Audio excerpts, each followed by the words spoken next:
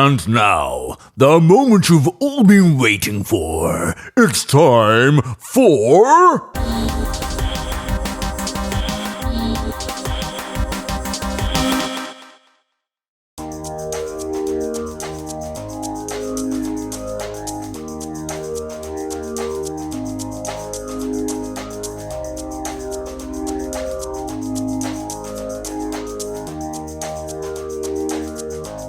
For every song, for every breath, for every good and perfect gift you give, for every night, for every day, for the glory of the earth. We will say, you are over everything. You are the eternal King. Jesus, you're the song we sing. You are, you are, you are. For your word, full of grace, for the steadfast promises you make, for the cross, for new life, for the beauty of your sacrifice. You are over everything. You are the eternal King. Jesus, you're the song we sing. You are, you are, you are, and you are over everything. You are the eternal King. Jesus, you're the song we sing. You are, you are, you are. You will always be. You will always be. You will always be the great I am. You will always be. You will always be. You will always be the great I am. You will always be. You will always be. You will always be the great I am.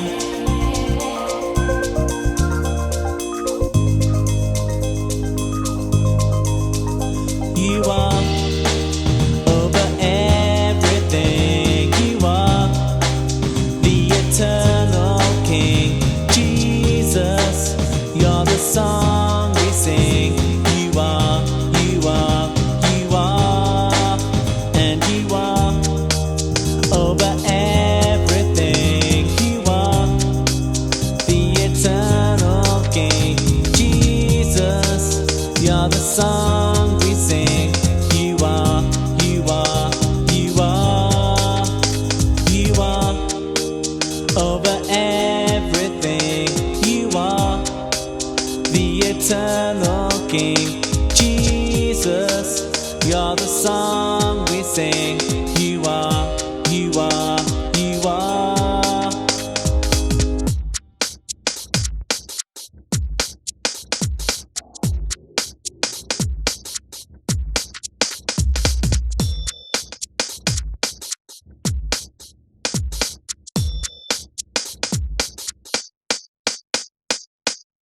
No, the fruit of the Spirit's not a lemon. No, the fruit of the Spirit's not a lemon. If you want to be a lemon, you might as well hear it. You can't be a fruit of the Spirit, 'cause a fruit self-control. Love, joy, peace, patience, kindness, goodness, faithfulness, gentleness, and self-control. Get sporty. Good afternoon and welcome to this week's edition of Shireen's Celebrity Meetups. Today on the show, we have the magnificent mountain biking Matthias Gerber. Matthias, thank you for joining us today. Yes. Tell us a little bit about your mountain biking. When did you start? I started with a push bike at 1 year old. I got my first pedal bike at the age of 5. I started mountain bike racing at the age of 6, and now I'm 11. 11. Wow, so you've been doing a lot of biking. And Yeah. so do you do a lot of races? Do you bike with friends? What's your favorite part about it? I sometimes bike with friends. I do a lot of races. The problem is that some people in the races think it's like competitive. If they win, they get some bragging rights, but like it's just a fun game to do. So you enjoy it for the fun side of things. That's awesome. Yeah.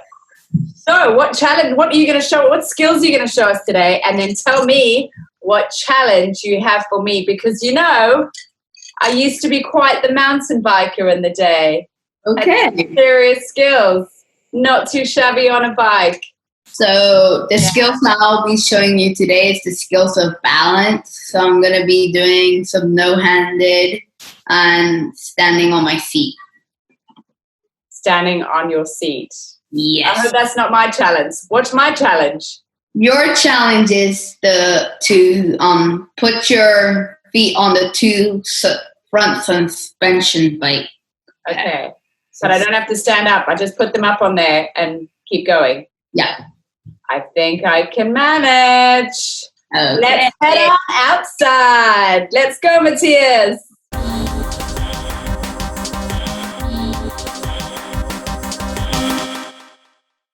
Beatboxing with the vicar. Hello and welcome to this episode of Beatboxing with the Vicar. I'm trying to get more dramatic. Wasn't that dramatic enough? Oh, okay. Next time I'll be even more dramatic. Anyway, today we've had a request in for a helicopter sound. Yeah, thank you for that one. Helicopter sound. How do you do a helicopter sound? Well, a helicopter sound sounds like this.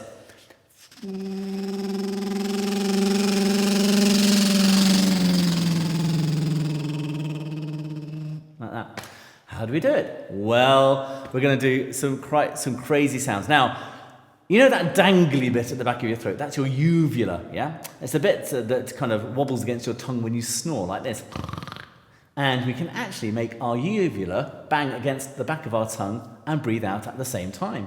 And it sounds like this. That's that little dangly bit, banging out and just breathing out. Like that. If we vocalize it, it becomes... which is great for all sorts of kind of sounds, like rolling kick drums, doing pigeon sounds, telephones. Hello. But it's really good for doing helicopter sounds too. So that's one of the sounds that we're going to make. The second one is we're going to put our teeth together, like that, teeth together, and we're going to make an F sound at the same time, like a sh and an F together. Like that. Teeth together. And if we do that with the uvula oscillation, that's the uvula banging against your tongue and vocalizing it, going ah at the same time. So it's and doing this, we end up with, and that's our helicopter. And all we have to do then is kind of start quietly, build it up, and then make it sound like a helicopter going past.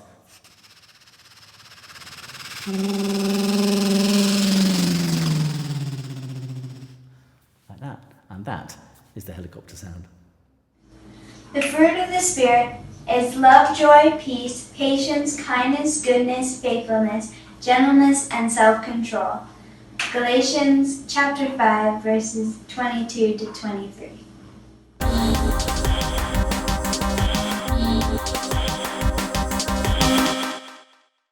Wee! Ooh! Wee! Nickys, stickies. What are you gonna do? Hi guys, welcome back to Nickys Stickies. Today we have an interesting situation and maybe one that you found yourself encountering. There was a little girl called Florence, and Florence was having some problems with English. So her parents decided that she needed to get a tutor. Anyway, she was not very happy about this situation. And eventually, her parents persuaded her for the tutor to come on Monday afternoon at 3:30 after school. Florence got home from school, not happy about the situation. And at 3:30 promptly, the doorbell rang and she went to go and meet Mrs. Gray. As she opened the door, she noticed that Mrs. Gray had a big birthmark all over the side of her face. Big and red. She was a little taken aback. She wasn't quite sure what to do, but I think as she knows she looked really, really, really startled. Anyway, this was a strange start. What do you think she should have done? Should she A, blurt out, "What's that thing on your face?" Or B, keep her eyes on the floor and not look at Mrs. Gray at all? C, make fun of her behind her back and call her splotch face? D, ask her mum to get another tutor because she just can't concentrate with Mrs. Gray's birthmark? Or E, realize that Mrs. Gray's appearance has nothing to do with the knowledge she can share and ignore the mark? To get a better understanding of what she should do, read Proverbs 31, verse 30 to 31.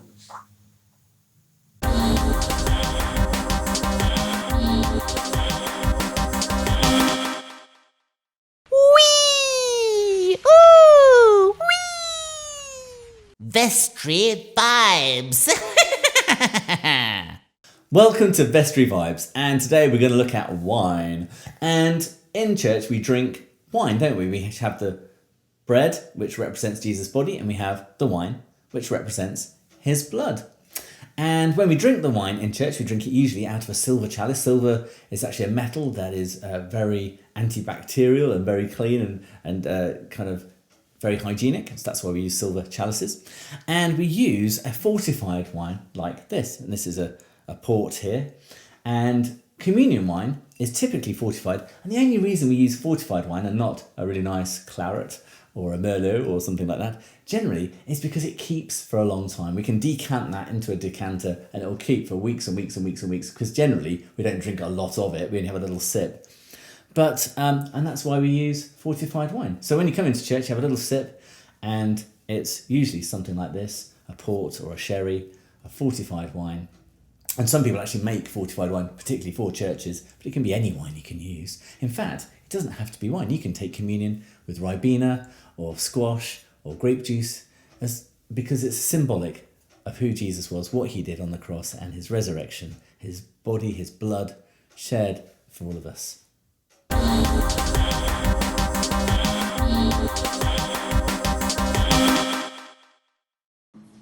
The fruit of the Spirit's not a lemon. It's joy. May the God of hope fill you with all joy as you trust in him, so that you may overflow with hope by the power of the Holy Spirit. Romans chapter 15, verse 13. Get sporty!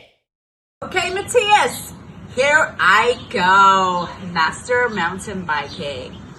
Woo! Woo! Yeah! Ah!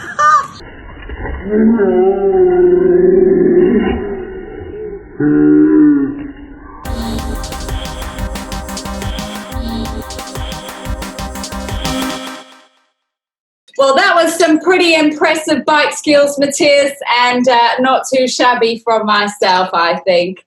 So, Matthias, could you tell us what is your big faith question for this week? My big faith question is why doesn't God interact with us today like he did in the periods covered in the Bible? So what do you mean by that, interact with us? Like, why doesn't he like speak to us in person like the people in the Bible did? Like appear in the burning bushes and doing miracles, things like that? Yes. Okay. Yes. So a lot of the miracles, if we look in the Old Testament and in the New Testament, God often did things to his glory. So a lot of the things that he did in the Old Testament was to affirm the prophets and to sort of, like the word is authenticate, but sort of, make sure that people knew that what they were doing was of God. And then in the New Testament, it was to confirm that Jesus was who he was and that the disciples were. And I think sometimes we think of God kind of like a candy machine, that you go up to the candy machine and you put your coins in and you're like, okay, I want my candy bar. And so I don't know if you do this, but I know I've done this in my life. Sometimes when I pray, I'm like, okay, God, I want this and this and this and this and this. And, put my little prayers in and hope that God will answer. But I think we have to remember who God is, and that's not necessarily, it's the same as our parents. They don't just give us everything we ask for because they know what's good for us, right? And so I know you're talking more about how God interacts with us, but I think we've spoken about this on Blast a couple of times. It's just finding that time to be quiet and listen to God's voice and wait on him. Have you ever heard God's voice in your prayers or in your dreams or anything like that? A few times. Yeah. So that's a sign that God is interacting with you. Maybe not what seems in the big, crazy ways that we see in the Bible, but those small little things that happen in our lives are ways that God does interact with us. But we can't treat him like a candy machine. Does that make sense? Does that answer your question? Yeah. It does? Great. Yeah. Well, thank you for being on the show today, Matthias. It was great to have you. And we look forward to seeing you in some mountain bike racing. Okay. Have a good week. See you all next week. Bye.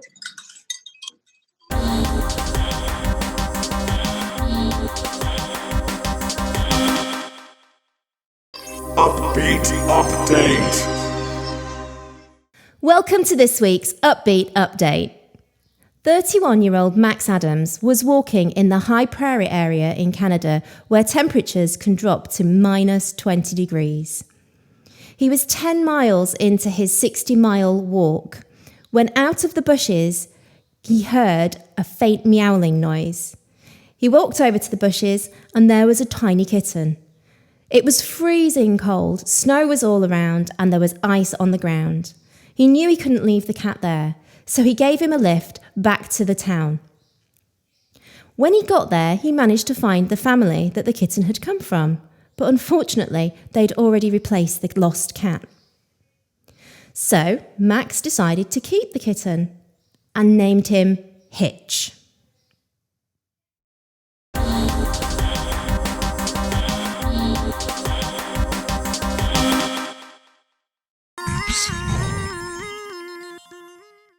Epsilon Chapter 6, Kidnapped. Stu stared down at the mobile in the palm of his hand, and the horror of the situation dawned on him. He shivered as a wave of cold clamminess and nausea swept through his body. He felt numb, as if his body was disconnected from his mind. Stu's fingers worked the buttons on his mobile as he dialed the emergency services, and he held the device to his ear. His eyes were moving around his dad's study. Someone had clearly been looking for something. Perhaps they were looking for Epsilon, or perhaps they were looking for something that would help them find Epsilon. And what was Epsilon? The call connected. "Which service do you require?" asked a kind female voice. Stu could hardly speak. His mind was racing and he struggled to focus. The papers strewn on the floor were just old documents, nothing to do with his dad's work. The computer had been tampered with. The curved screen had been pulled forward and the data card had been removed from the back panel. Most people stored their information on the cloud, but if you had something you wanted to keep secure, you might only keep a local copy. But then if there was something you really wanted to keep secure, you simply carried the data card around with you, connecting it to any machine you wanted to use. Hello, which service do you require? Persisted the emergency operator. Stu knew that he mustn't touch anything. He'd seen enough TV shows. The police would send a forensics team to go over the place, scan for fingerprints and so on. Police, stammered Stu. There was silence for a few seconds, then a click, and then another click. A voice answered. This time it was a man with a distinctive accent. His voice was deep, clear, and commanding. How can I help you? Asked the voice. Finally, someone Stu could talk to. Help would be sent. They'd find whoever had kidnapped his dad. Kidnapped? All he knew was that his dad's study was a mess and that it had been a phone call. Perhaps it was all some sort of elaborate hoax. Then there was the packet and the game Real Reality. He'd been told to find the professor who'd been working on a project called Epsilon. Well, the two must be connected. Was his dad in on this? If this was some kind of prank, then it was in seriously bad taste. He's vanished, been taken, kidnapped, Stu gushed. When did you last see your father? Replied the voice. What? Stu's mind was stopped racing and he felt like the bottom was dropping out of his world. There was no solid ground. How did the police person know that his father was missing? Who are you? Demanded Stu. The phone remained silent. The person on the other end was either hesitating or waiting. Stu thought he could hear muffled whispers, but he couldn't make out any words. Then the voice was back. Stu, where is Epsilon? Stu pulled the mobile away from his ear as if it was on fire. He quickly ended the call and staggered backwards out of the study and into the hallway. The house suddenly felt very, very cold. Sitting at the bottom of the stairs, his brain began to process all the information. He tried dialing his dad's unique address on his mobile and waited, but the call couldn't be connected. He had to sort this out in his mind. Had he actually heard his father come home? No. So whoever was in the house was looking for something. His father had gone missing, that was clear, but why hadn't he been taken too? Whoever was behind all this was powerful. Powerful enough to intercept calls he made to the police. Well, perhaps the police were in on it too. This was no hoax. Then there was the game. What was all that about? What was Epsilon? Whatever it was the key to finding his father. Stu couldn't figure out what the connection was between the game and his father's disappearance, but whatever it was, he had no choice. He had to find Epsilon, and he needed help. There was only one place he could turn to.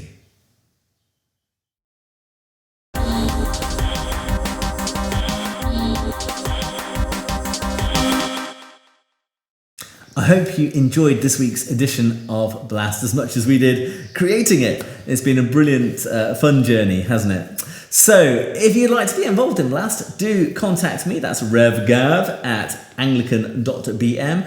The email address is on the screen. You can be involved in all different kinds of ways. Maybe you want to be on Quiz a Kid. Maybe you've got something you'd like to film. Have you got a camera or a phone? Or you can borrow one. Film yourself.